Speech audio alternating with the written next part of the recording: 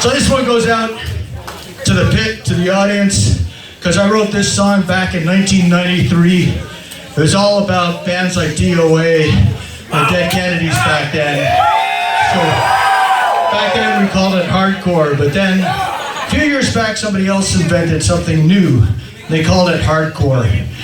And some of the old punks were like, fuck you, you can't take our name. And we were like, who the fuck cares? It's loud, it's noisy, it annoys your parents. What could be better? So this goes out to any generation of hardcore. It's called hardcore. 2, 3,